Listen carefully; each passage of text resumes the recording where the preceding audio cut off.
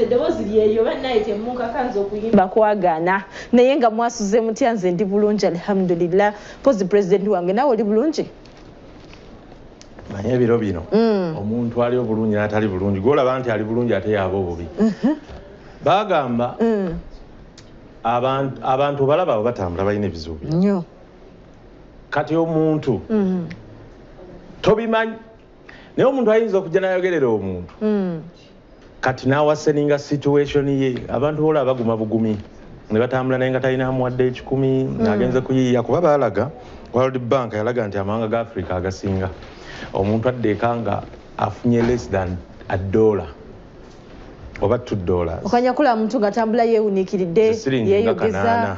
nga tumanyi bizibu byate naye ng'alina okupangisaako ennyumba okulyako ekyemisana n'ekyeggulo ewaka n'ekyayi okulwala fees ayinayo no n'obuwala obumupeekeza mangu ebyo birala tebiri mu mainstream oba weeretedde ebizibu byokka ebyo naye katubina ebikulu nti kwezo ssente bw'otandika oziterematema kyobalaba oli omusajja oba yali ani omukyala eyayomba n'omusajja n'amuddiza ne batabuka omusajja n'akuba omukazi ga nze ndeka ssente waka omukyala agamasirikaawo ndekawo $1,000 nga nti sebo kati gwe kyototawana gututemeretemere bulungi gumalirize waka oba okolumengawo ng'obiguze omuti gwa sabbuuni gwa $5 kakati kiro ya sukaali ndowooza ya $5 kakati amanda akalobo ake3 kayinza obutabamala olunaku kakati kwegambo muwogo ndowooza ayinza okubamala nga muli famire y'abantu batono ayinza kuba ekyemisana ekyeggulo 3 amala nze omulengo ogw'13 ngumalawo ogwa muwogo mpozi nga tomufumbye katogo ka bijanjalo kali akakwafa ak'omukyalo bwe kaba kano akagonda akajerebera naye kali akakaluba ozanyisa omuntu yakulira eggomba madumba tumidde nnyo mwenna gye nakulira ffe nga tulya muwogo kyobula nze emmere esinga okumpomera muwogo omusuulemu nga mulimu muzigo kati n'ebinyeebwa kati oba akatogo ka muwogo emmere ze zimpomera ezo naye olunaku lweggulo yawadde birthday ya Jose Chameleon. Happy belated birthday to you. Ey'emyaka 45 era Chameleon nabagambako nti Kamili bw'ali bafudde music aliggwawo okay si kuggwawo kankitereze alikyukamu kira ddala kuba chronology ya music Moze Radio bwe yafa January Feb 1st 2018 music yakka Bobby bwe yagenda mu byobufuzi music yakka kakati Kamili bw'avaawo nekinsaho abadde afubye nnyo okutereza embeera ya abo bakyali baana bato at least ate ayogerawo Irene Namatovu ayogerawo ba Geoffrey Lutaya Misa Kisemakula Isufi Nantongo yalagawo lukalala mbadde nkyalutwala Isufi yalaga olwo yangambye yagenda Canada abakooye manye kuyimba ntiza hobby okikola Irene nenjukire Sara gye yayiye banna Irene yayiye Sara ku birthday ya Rema mama nyabo tugenda gituukakaawo yayiye eri kafungula nketenge kunkumula n'ennyenje ngasabirani Irene Katonda yali asoma bu sister by the way mukimanyi ebyaddala kyatuukawo mumumbuuza ekyango bya mu seminary lwaki musooka kubuuza Irene Namatovu ekyamugobya tunyumise katugulayo kokimanyi kyokka buli lwakola interview buukawo kyekyamugobya kati sokola birthday ya Kamili kwogerako n'ebyo moti obiskipinga nze oba ebyange byannema lwaki njogera ebya Irene byamugobya kati byo biri leero salawo tubuulire ng'anya kale kati kibalume katulabe omumiri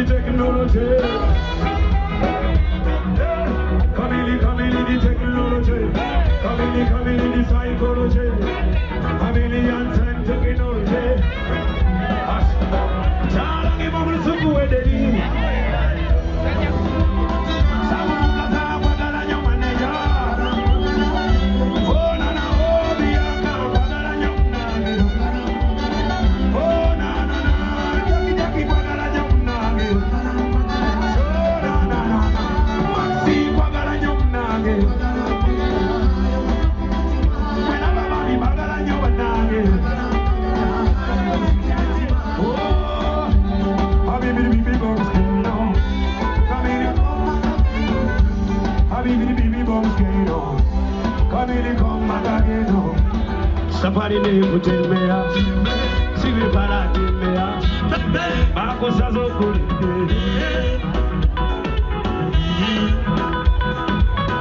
Bani Wange Tuite, Marco Sazo Kurite, Marco Sazo Te, Marco Sazo Nirite.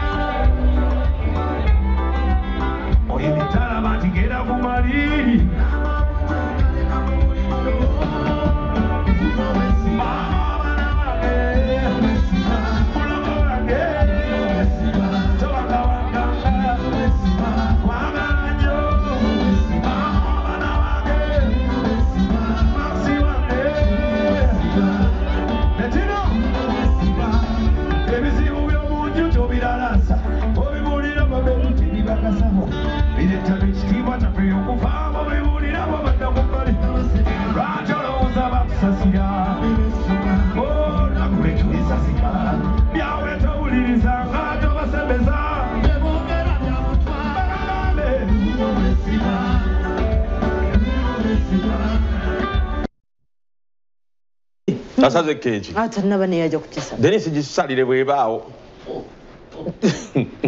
Kwali munaitu. Where you see wisdom, you see chameleon.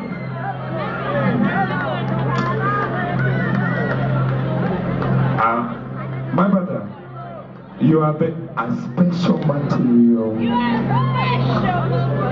These are words from your small brother, supposed to be reversed to a Mama Chameleon. You are the strongest. You are the wickedest. You are the shootest. I don't want you to lose hope because they want to see us down. If you love Jose Chameleon, let me see you say, oh yeah. Special material. Oh yeah. When we lose him, we won't get another. Tell me, have we ever got another radio? Popular radio, Mwana. So let's respect what we have. Bigger, excellent. Cocktail of living. I am a cocktail. I can give you noise if you want to noise. I can give you sound when you want sound. On this beautiful day, as I make 45, thank you so much. Whenever I tell you about travel is in my journey, I don't take it for granted. Bano buba corporate mutuwa kuba mungalo ne mama manyi ngamba gabule cake tuve wana. Cake and music is what I got for you. You know I'm Joseph Chameleon. There's a guy recently who asked me, why Chameleon? And I asked him, what do you mean? Nemugamba, my name is Joseph Chameleon because I am full of diversity. But some funny Ugandans with their little education say I'm Chameleon. No. I am Joseph Chameleon because of diversity. I wake up and sing Chigwalero in that style. I wake up and sing Jamila in another style. Everything. I love you, my brother. Maddie!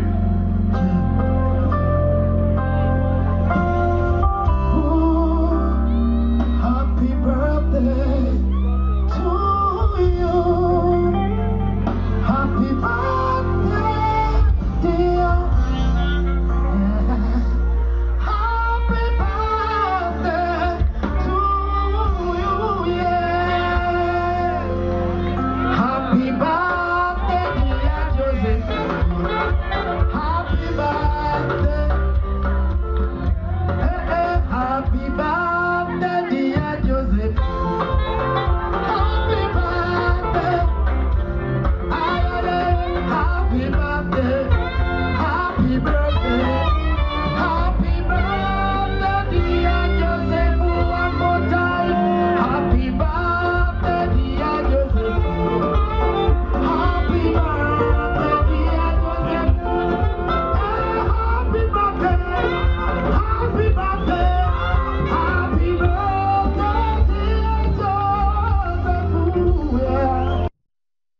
kakati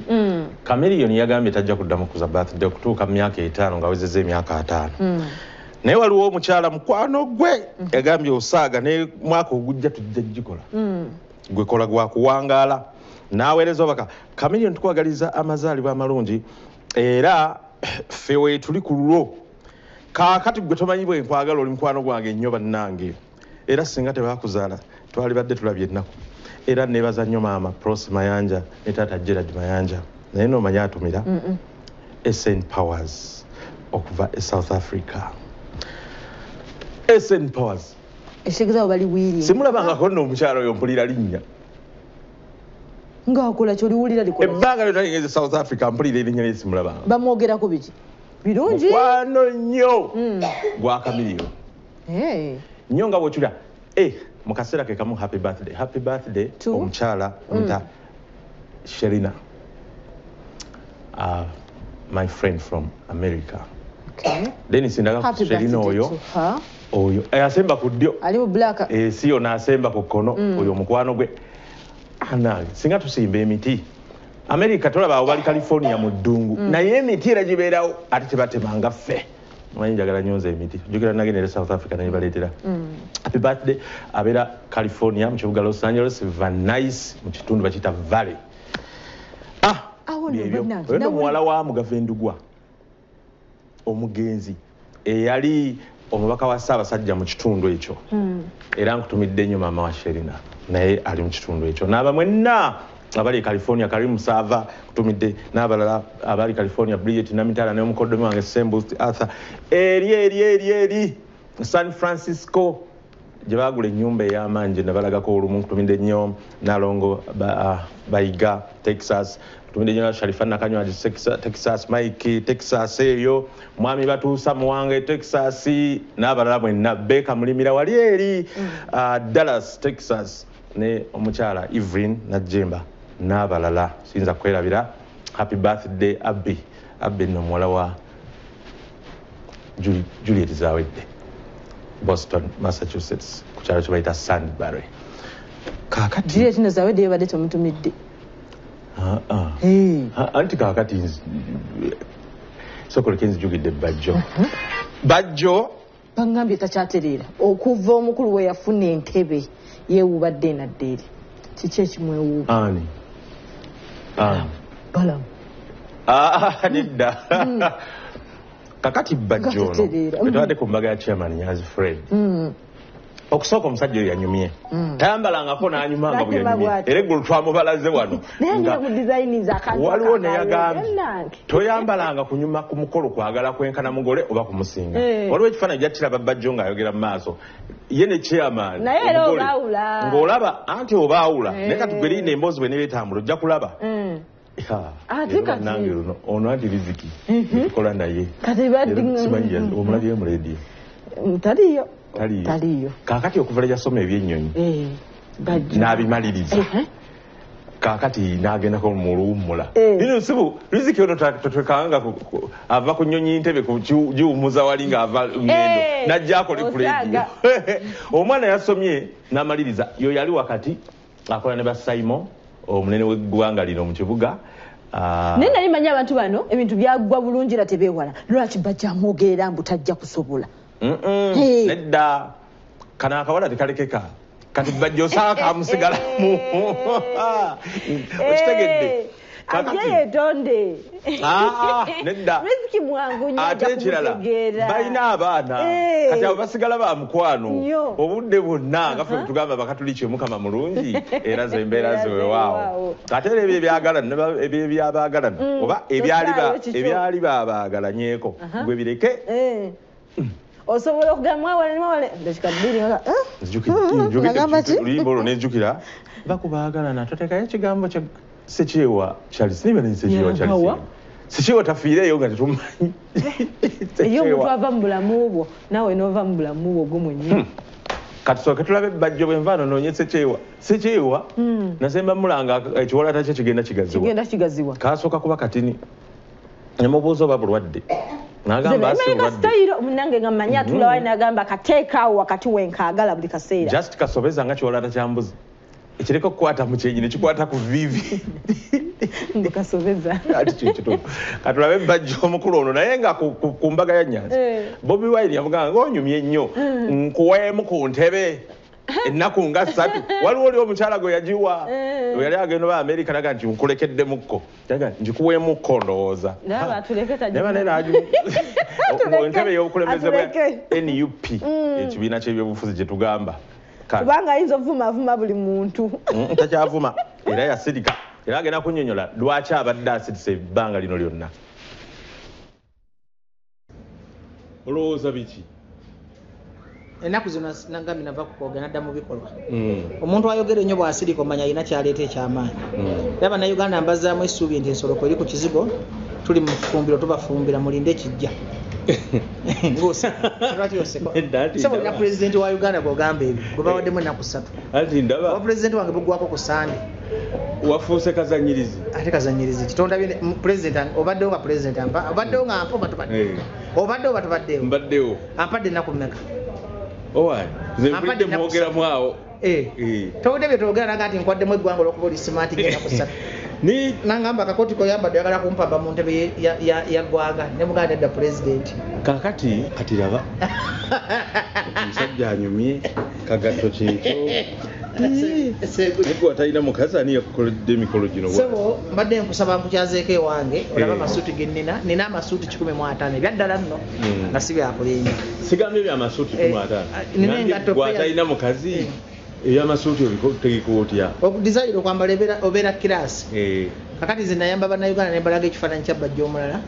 ate bwe nfuuka serious b'MP mu parliament bayinza okutya bammeeya bakankana bapulezidenti batya okwambala obimba nejjako balabe baleme kulowooza nti nsobola obbavuganya ebifo byebakolaki kuba teri kifo kyonna kyenjagala nesikiwangula nga nkolaki nanjagala kati mba ntaasa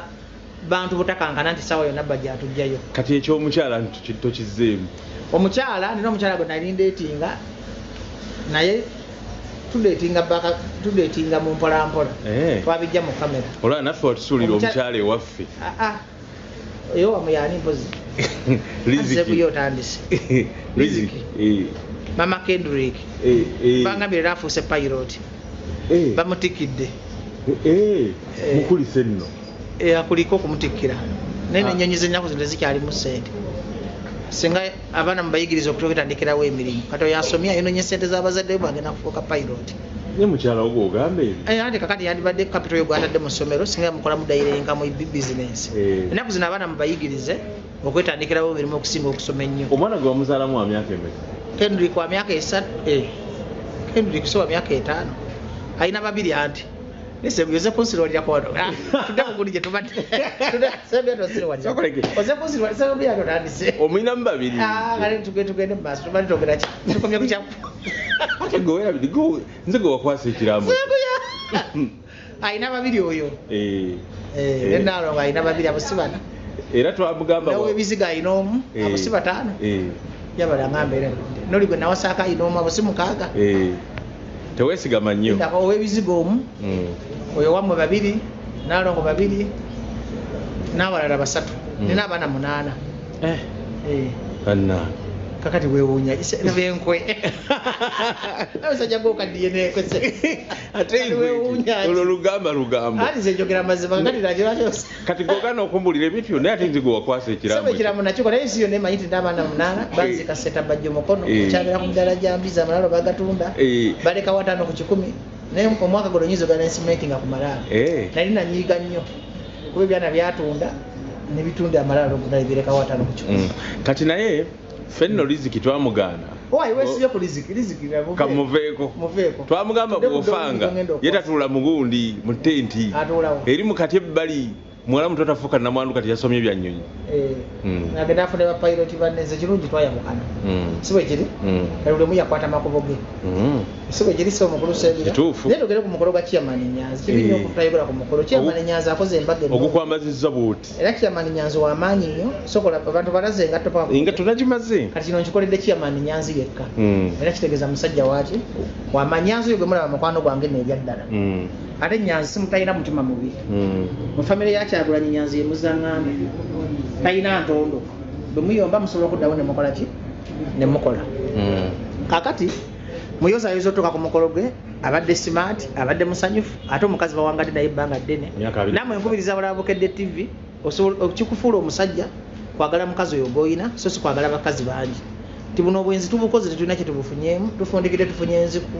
expenditure kabootongo tetulina kye tufunye mu bulamu naye Nyanzi abalaze ekifaananyi nawe ize complete leader kati Nyanzi asobola okwesimba ku kifo kyonna nze ngamba nupo okwasa abavubuka muwase omusajja omuntu wawasa afuuka leader Sebuya tasobola kufuga ggwanga tasobola kufuga maka amaka mazibu nnyo okusinga eggwanga omuntu yenna asobola okufuga amaka kitegeeza osobola omukwasa eggwanga ng'omwesiga ate aba wabuvunaanyizibwa mu society ne community. Nalema n'okusanga nkubuuzeeko ekifo bbalamu kye bamuwa minisita w'abavubuka n'abaana gw'okiraba otya? Tekirina makulu bamuwa minisitule eri dry ane kwata alina budget balamu tasukka bukadde 3 minisitule gyali bamanyi bayita dry ministries Sulaiman Madado omujjukira minisita w'abalema kati ye minisitule gye bawa balamu bagiwa balema bakadde balamu omanyi omusala gwafuna tasukka bukadde 15 kati omuntu afuna milioni 15 n'ayamba atya eggwanga pozi nga bamuwadde budget balamu ate omusala gw'omuntu omusala gw'omuntu gwe gukola gwa minisita gwe gukola talina budget kwagenda kuyamba bavu Riziki we wangulira omwami bayawula basigaza kuza abaana basigaza taata w'abaana toyononera Riziki mikisajje ate bayagalana dda nga Riziki akyali muto ate batugamba dde azaddeko mashini ebeeraga nti ekula Riziki oyo omu ku bantu bemmanyi abawala abasinga okutegeera wano mu Kampala kukwata mpola kukakamu lwakuba twali tunyumya n'ayogera ebigambo nga bannange biva mu pilot pilot Riziki congratulations yatikiddwa nga bw'omulaba kati ate kanyumira mu nnyonyi kawanvu kati nenze wedda netegeeza karedi ka bombi neŋŋamba ba designer waabwe ali omu abawala kyembatenderako abakola mu nnyonyi abo ajja nga ali mu nkondo bwati akutte kawayini akutte trade biki buli kyakunywa amazzi soda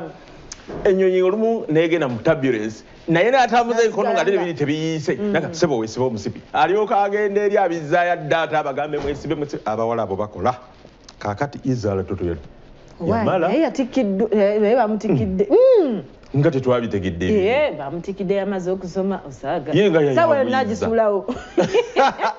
atayogera bintu ebyo nedda kyetegeeza okugirande okugiteeka ku ttaka Ashibaga kati akola mulimu ki omutuufu kati nalabye alina embwa nnyingi ng'alinga ali mu kibira ng'ayambadde buutusi ng'atembwa seemu waliwo etudde waliwo ensibe akantu mu bulago alinga ayigga ate alinga atayigga alinga alima alinga eyo nayo ndala erina obulambe oba enaku zina training mbwa ate ani amanyi Why? Kampala yakweyiya okwata wanna wali. Naye bannange ensi eno waliwo omusajja yamugereddeko olugero nti ebintu bizibu nti ne Yesu Kristo kanduleke tewantamya ebintu ebyo kanduleke tugende kwa eri Nambiru nedda tusooke tumuleke Farida alumya olaba ebintu byo ebyo Farida golabye okugamba ali straight owaki oba message olyampeereza message ka nvaako tonsinikira binnyo si bye binene nange nentya si bye binene era omagamagambo oti nolaba omuntu agagwe nakugeya olulala kakati gwe Farida kitooke omugole owa musajja ono gwenjagala ennyo vijiji alumya yasoose naddala wano ndi waka wange era olaba awo nasikako ku mpewo nasika akafiiri n'akyuka n'akulaga nyina kye yamuwa n'akulaga bakasho kati mwogere ono ye mukyala vijje jingo katandika butanzi sembera busasi kusasinyama kunyama saagala tategedde saawulidde jingo naki nalo tubagaliza obufumbo obulungi bwe nayogera n'ebyo ebintu jingo yanyiiga ate nga nyiigira ki nanga nti saategeera omukyala si wuwe waliwo eyamumukaka waliwo eyamumufunira wuwe eyamwesimira aluna yali yamuleka naye abagaliza saala nnungi owange katugende ku Namatovu yasimbudde saala enkambwe nagisinsimula omuwala webukalanga oyo Namatovu ono Namatovu badda buto ate ereko ebyobuto akabi nakakongedde ogeja screen badda buto buli dakiika screen yekakozezzaamu ate nze bwe nakalabye nakuba kati bwogeyo omuntu omukulu si bwogeyo omuto singa badde Spice Diana twali mufiri yatesooka oliki Spice omanyi kye yakoze tatya minisita yatudde ku Kenzo ekku n'atuula obugere n'abuwanvu yeeri otyo daba oba bali mu video shooting namukwaya hajala oli mukazi naye Fiona tasobola kunyiga Nyamutolo omumanyi n'abantu bageya waliwo yampadde olugambo mu lubeere ewaabwe kati anti Nyamutolo mululu asinga kwogera lwewaabwe kati Kenzo Senyange webuddu Masaka asinga kwogera no kati nti balina interpreter buli kaseera abeera awo Nyamutolo amanyi Oluganda kakati oliba yangambye abeerayo Kenzo gyagenda okutabalira amawanga agendagenda ne Nyamutolo bagenda mutereke kati anti kyangu nnyo bwe kiti okuva Kenzo yalwalako ng'alabye ebyani ebya Rem okumulekawo 2019 nga Rem aganjagala nnyo laava eyo gimanyi eri ey'akajanja kakati ate kati ono najja Nyamutolo nga bamuleka lwakuba nti yayagala bino ebyaffe ebyekikatuliki tumanyire yatuuka n'okunobera n'agenda ebuziga abasiraamu bamanyi laavu naye simanyi Kenzo lwaki yakwata mpola kati ffe twekoma tomukwatako na mu publiki kwegamba oba twakula tutya ate lwe wayitako mu seminaaliyo era nze banaye temunnenya tuba twayonooneka kati ku Nyamutolo amuhaipinga vaibu buli kaseera they happen kati tusooke ki ali ni adabulira bawalabe Rachel Namiro ne Grace Carl kitonsa munoonya yambula njala atubulire kiki yateeka mugundi ono naye tusooke Sara tusooke ng'abulira bawalabe Irene ono tusooke ng'abulira kubanga bangi nnyo kati abawumudde beetaaga okuwulira omutima gungamba tusooke Sara kagisinsimule asinsimule abawalabe ababulire tukwebaza olw'obulamu bwe ne famire ye n'omwami we tukwebaza okuba nti obakuumye era Mukama tukusaba obakuume ennaku zonna nga bali babiri obakuume obawonye abantu ababi obawonye emirimu emibi Mukama tukusaba obateekeko omukisa era ffenna otuteekeko omukisa abazze wano Mukama tukusaba omukolo okutambula bulungi era bwe tudde wakati tutambule bulungi otukuume era byonna tubikusaba mu linnya lya Yesu Kristo Mukama waffe yabadde badde nga akulembedde misa yabadde ati misa naffe awo tubeera tuli mu mwoyo yabadde akulembedde Sara birthday ya Rema era Namulondo yanjogeddeko ntiki we nagambye wano Namulondo tujazuula ebi kati kabuulire bawalabe Irene Namatovu Jebaleko kale bamirawe jebaleko obulamu bugenda obulamu bulungi mpozi mmwe bwe wata abaana okuva mu New Eagles olina abaana be wasigazaamu Rachel y'omu kwabo of course Rachel y'omu kwabo ate Rachel ayina ekiri special mu ye nti Rachel gw'olaba ku stage off stage si bwali Rachel ayina discipline by the way lwakuba nti omuntu wamulaba ku stage alaba Rachel mulala ate nga y'omu ku ba performing ba upcoming artists aba performing obulungi Rachel nga ali nnyo ku stage oba toyagala amalirize she's a good performer mulungi nnyo yeah ekintu kino gwe wakimuteekamu of course ffe tuli ba role models siso agamba nti oba ki abantu buli omu alina kyakukoppako nayinza okukoppako kino omulala nakukoppako ekirala so I think ebimu ku byo ateeka okuba yategeera kuba nabagayidinga ng'edda nga bakatandika mu New Eagles nga twakatandika New Eagles ne mbagamba performance y'emu ku bintu omuyimbi ebimufuula nti tabowa ku stage ne mbagayidinga discipline byonna buli kimu nakyogera ku bayimbi bangaabo nze nga kuba nze ndi muzadde kyendowooza omwana wange omuwala kyandikoze n'omulala aba asobola okikola kati nze nagezaako boolaba bampabyeko I tried my best okitegeera nagezaako from day one nembuulira nempita ne bannange abasinga obukulu mu industry bannange ne mbayita nentuza meeting okuba nti njogerako n'abawala bange abo so I think I did the best naye nga essira tuyitadde nnyo ku Grace Khan. Grace Khan ye mwogera era we muba mwogera olaba anaakyukamu oba kuba tulaba yagenze newamu okula lwadde kati yamuddiddemu naye ne batabuka ate nga mu njogera bagamba makula muntu mulungi era okulemwa kiba kiralamu. Ajja kutereera singa yekwasiza Mukama Katonda. Kye kigambo ekikulu. Era abazadde bonna mbasaba omwana yenna bw'oba omukuza fe okulaba nti omukuza n'eddiini ensonyi ate n'ekirala okwerekereza ebintu ebimu n'obeera mumativu. Kati naye omanyi nti Ismail Access abantu be bakyagenda kumuwa kudduwa ate bakukuluma nti nno abantu bamikwano ba Isma tebagendangako babuuzaako yadde akatundu bwe kati oba bakyalimu bize bajja kujja kakati awo we mukyalo eri gye bamuziika waliwo ababadde bagenzeeyo okulaba embeera eri etya beebo awo yafa atugambye eri nkoko njeru gye bamuziika ge malaalo kati temugamba nti nga tebagazimbanga abasiraamu tubuulire gwe omusiraamu biba bitya awo obeera oli ku muzuuli nga bw'ali awo ku muzuuli ffe abakatuliki ffe tuzimba ne tukoma eri ne tuteekako omusaalaba kati awo n'otereera bulungi kwe kutereera awo wali ku muzuuli kati awo mwe kiba kiwedde nnyo kale kakati ono gw'ogenda okulaba mwannyina ono yatugambye mwamusuulawo wuno Isma muta muganda waffe ye mukulu waffe era ffenna mutaata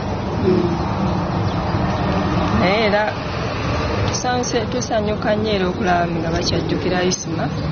ate nammwe mwennyini mwe bwensakyasinze okulaba nga mujaana okujjukira Isma kuba guno omulundi oba gwakusatu oba gwakubiri eriyo n'abalala bajjayo okwo kale naye nga boosi bamanyi bulungi olumbe era kale kwali kwegatta bwegassi odukola kufuna ssente taata waffe kale era engeri gye yali nti lumbe lwa Isma n'emikwano gya Isma kale abamu era beesondasonda ne bamugattirako ne basobola okukola edduwaayo eya 40. Naye ng'abantu mufuna ku buyambi kuba Isma alina emikwano mingi mufuna ku buyambi okuva mu bantu ab'enjawulo. Obuyambi kale taata yabadde nga abamu kale bamuweerezaako naye nga butono kuba ne ku Idi neewedde waliwo era abaali basuubiza taata najja n'aŋŋambako nangamba emikwano gya Isma gyagambye tugigenda tuyambako ku Idi gijje ne wano gimula gimutolere ku salaamu kale bakubeera saagiraba nembuuza taata nti baliwa mikwano gya Isma naye ndowooza tebajja kuba saabalaba emotoka baagiwa taata ate ebintu byebirala byeyali alina kati ebintu byebirala byeyalina taata yagenda n'abijjayo ebimu ebyali mu nju byeyali akozesa taata era alina abitwala eka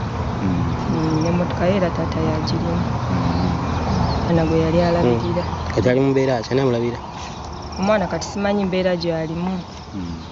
era kati tetumanyi ani amulabya mpozi nga taata alabika yakimanyiiko ekyo amanya nze Nabukeera Aisha. Nenga nyongera nzo okugumya abafamile ya Isma nti obudde buno Isma kyasinga okwetaaga yessaala kakati kutumidde nnyo omuganda wange Haji Rashid Kiwalabye wa Kiso naye nti baana baagala kundabako baana baagala kulabako anti baawumudde baana baffe wamma baawumudde annange omuntu agayinno wano nti omwana Spice yayiye maama w'emmotoka ebyatala kaveera asobola era n'obusobozi abulira kati era katugendeko ewa Fefe nenga Fefe Busi yali yalina Musa MC Mazinga nkutumiddeko nnyo ngambye kwali ali mu kulabira anyumirwa kutumiddeko munnange ali eyo ali mu ssente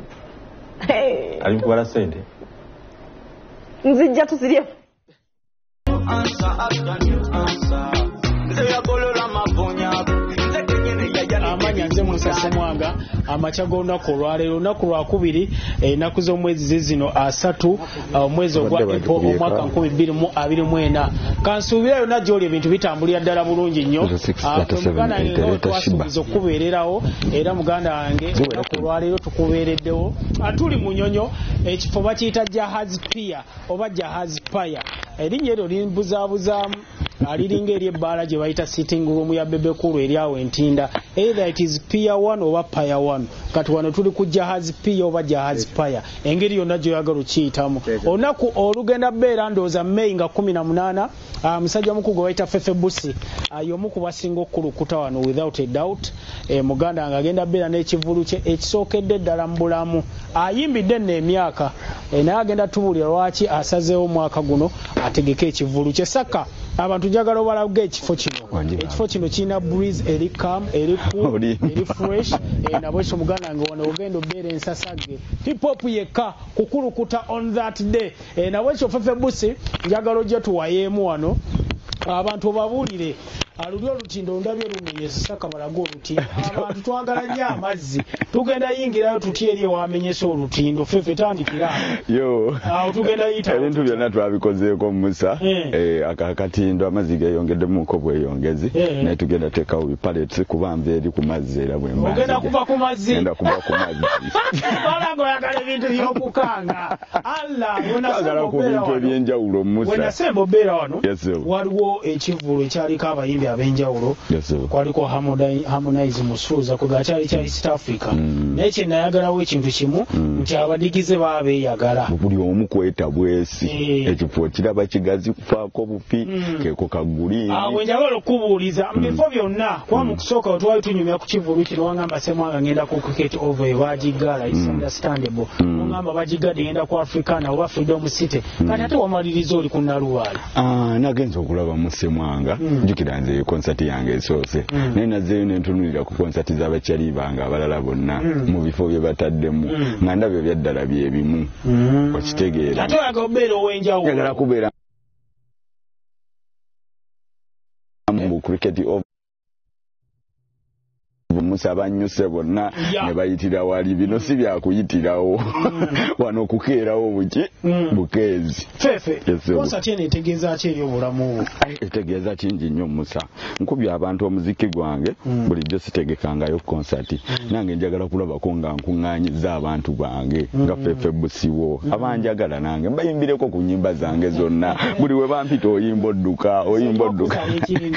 mulimu ebibozi bye tubeereyo nga tunyumya amabaala abagamba mulimu omuyimbi anyuma ng'omukuŋŋaanyiriza abantu nti wabasangawo abayisa mubi bibozi byabo babajjo kati ne wabaawo n'ekirala nti mulimu kati ne bagamba katumulinde tulabe nga yeetegese oba n'akikuba era nange kyendiko Musa njagala kwekuŋŋaanyiza ku bange abanajja be bange Musa omanya mbu abo Fefe Busiwo Fefe Busi yakubya abantu okuba freestyle ng'abantu bakuŋŋaanye nga buli omu ayimba Fefe n'ogamba Fefe n'ovaayo n'obakuba abantu ne banyumirwa bajjo n'akugamba nze yabakuŋŋaanyiza si babo si baki naye nga moving on ladies and gentlemen atulina Fefe Busi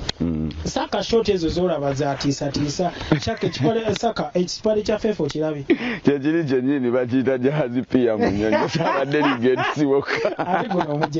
omujegere bijjirako bw'obaayo olina concert gujjirako ku mpale tuddeyo ku concert Fefe Busi hip hop ku Nalubaale tutandike n'erinnya eryo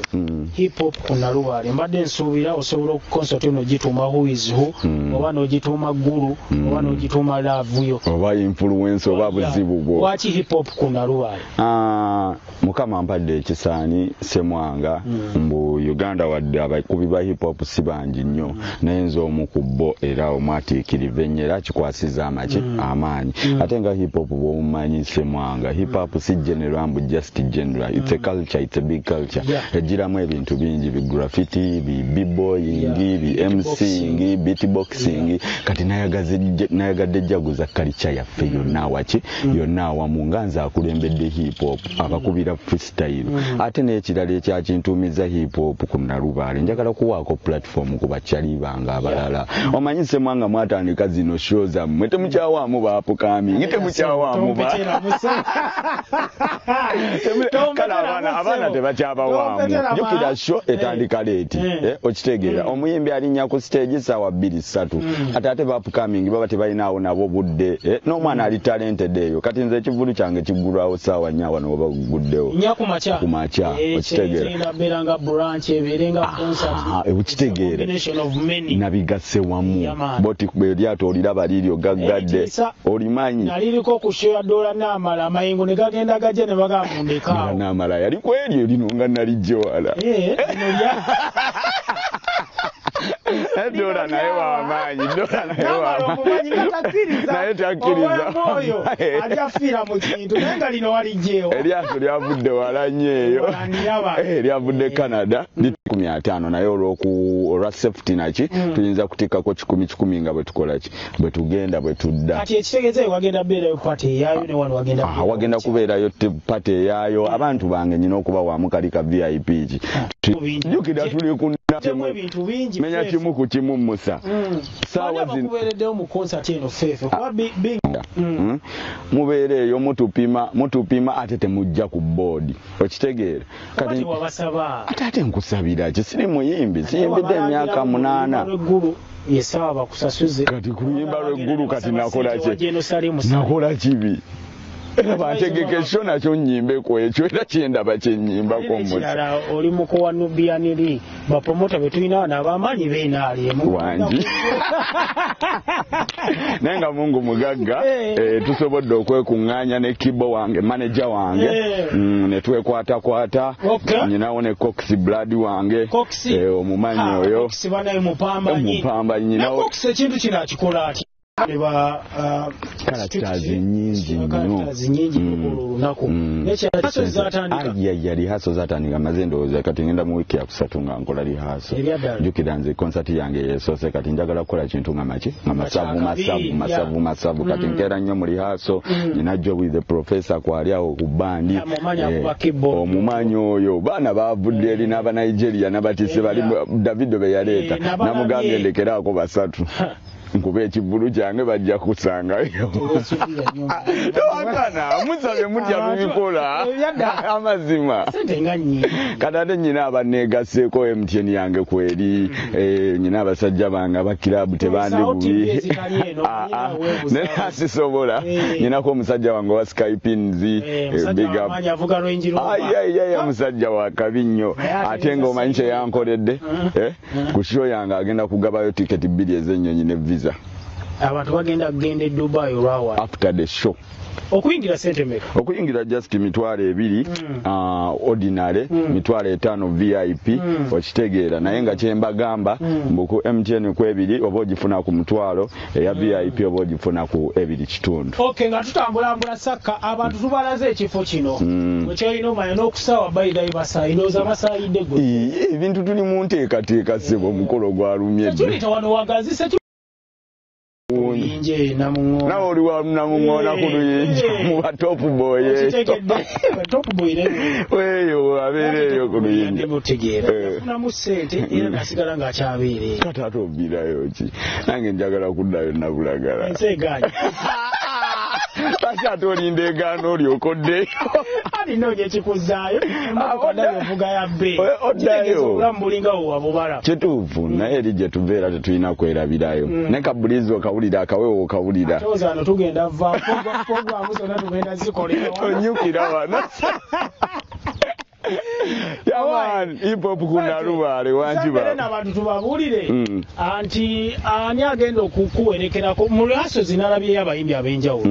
nalabyeyo Winnie nalabayo Navio the Myth ne Flex the Pepper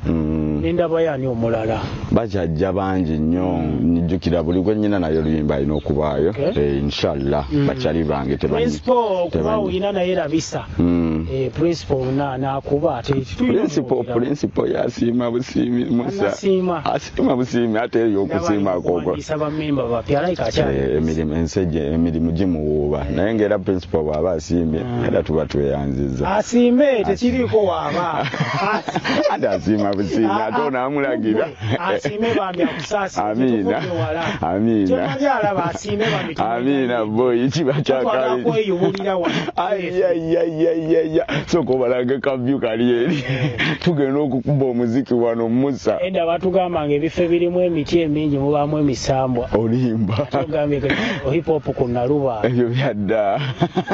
ekyanno kyantuumisiza ku Nalubaale omanyi abazungu batwegezirwalizaako ne bakwata ennyanja zaffe ne bazikyusa amannya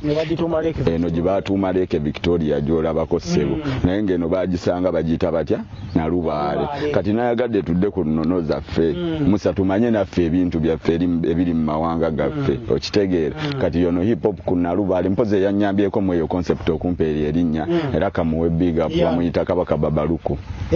Kabaka Babaluku akyaliyo abantu bonna we bali talina bw'atalina obutuuze bwe Canada kyobola ye endongo yakuba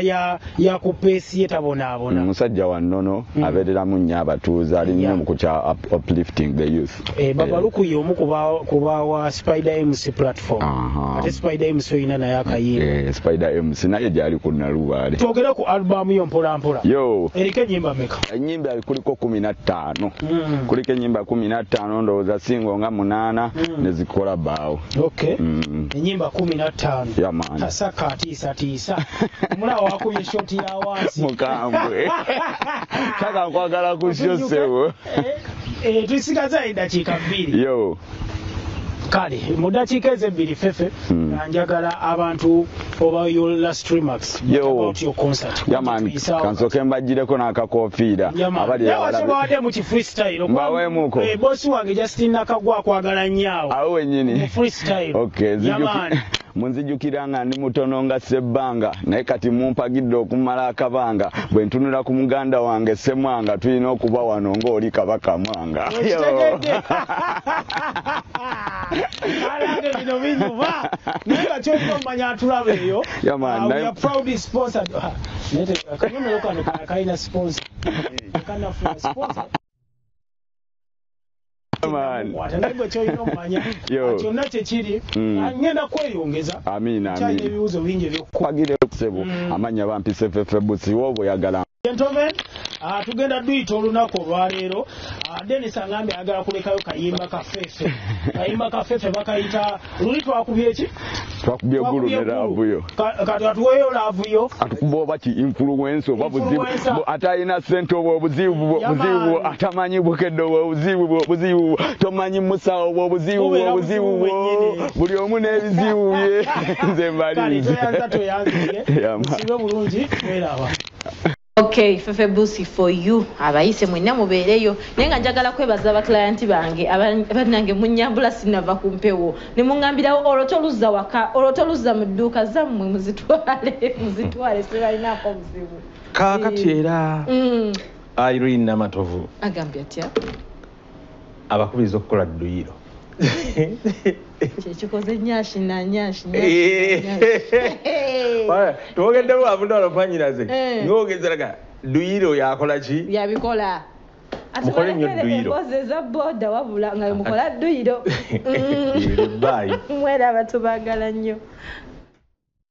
webale kubanga ogikereddeko amaca ga leero nze bampita MC Maswako w'emboozi za boda muganda wange gulamusako nkubaza bali mujjo tuusake nga logo muganda ng'omukozi nkeera mba boda ku maca netuwayamu nabo muganda wange baganga bala ba boda be bankwasa kubukedde fama mba boda kubukedde ready kubukedde TV mba boda tuba tuwayamu nabo muganda wange mazima aba boda balina talent olabe ku bayimbi kati ate kolabe ku baganda baffe bayongeramu ekirungo mulimu gono gwa boda mulina wuuno gwe kyekiro blood kyekiro mas bulamu bweyagala sokosikamu kulyawo abalala no batera kukola bweba okola otya batera kukola bweba embo nateekayo ne kano oteekayo n'akagere nti obusungu gye buli obusungu obuba busungu anti kati bw'obuwulirira eno obusungu obuteekawo si bonna ekyo kiri mu kiraasi yanjawulo era mu bibiina nga tiisatiisa ate naawe kutiisatiisa mbikola ate ne bakyalenja bempita onantiisatiisa mu nkya sooka ondagemu awo oyagala waaka maswangu oyagala mu kuwaaka abaka doni x ebyo byenkola era yemmere kati essaawa ngenda kulya naye ng'otiisa doni otiisa sikutiisa eggwanga limanyi bukedde gye mbadde sitannagendako gwaŋŋamba oyagala mpere oyagala kine piki ezina empere obadde ki ali kubukira tv mu piki ezina empere bajaji ezina empere maswangu lengera awo aba atandise andagamu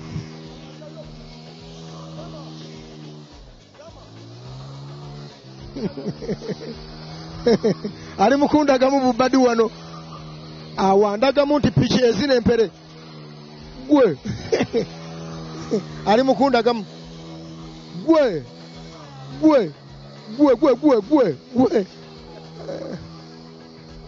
kati lekerawo lekerawo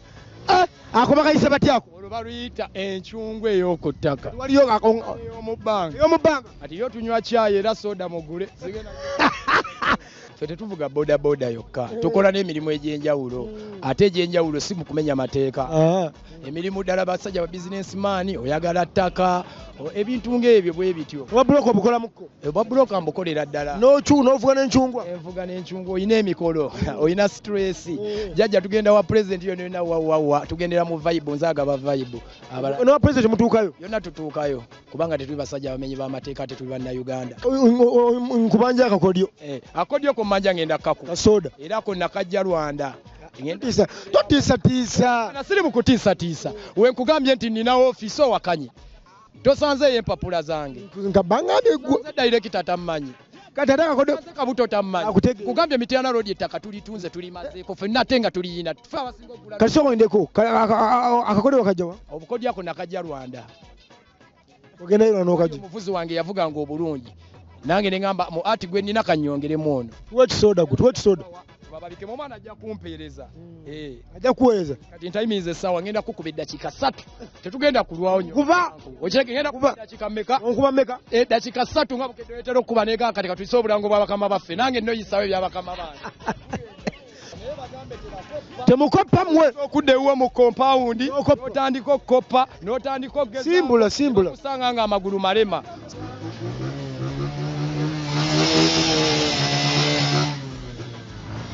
obusungu obuwulira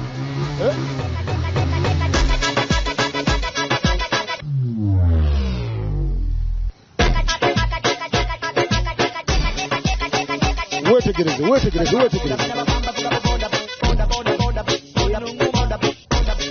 andaga mukodyo tebakoppa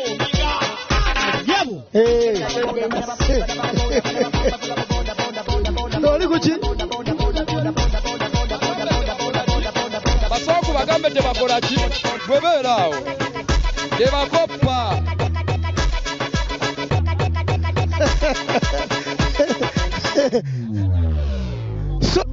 bakuwaki bampe ku soda n'enywereko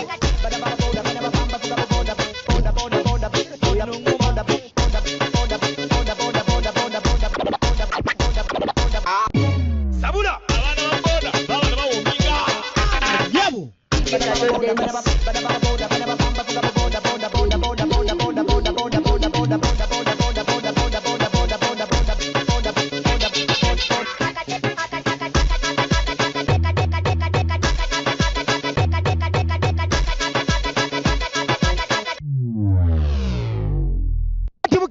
naki kiwanikira mukana bwoti naki wanika omukana gwa bukedde bwoti babutaye musimaso kuva ku bukedde tv tovaawo obadde onzita madde nkutta basiibule bana ababukedde tv kyekimu ye kabaka Mr. Doni Extraida Maono wa Kabiga Luga Busika yona mutulaba bana basajja tukoze nabo nnyo era toyanza nnyo toyazegema wata nyandago oba nange nvugemu yagala vugamu yakunywe kati nza aweereza twagala tugikwate babula tankwate babula maswanku kyankalanya kati ate nze ndi mubi mujje mumpa omugalo ne mujje ono mumpa amaanyi muwanike kati ono mumpa omugalo leka ono mubina ki ntandike tolina byovuga tolina byovuga jajja oli namba emu ndi namba 2 nzikiriza ekyenkya kikutuusiddwa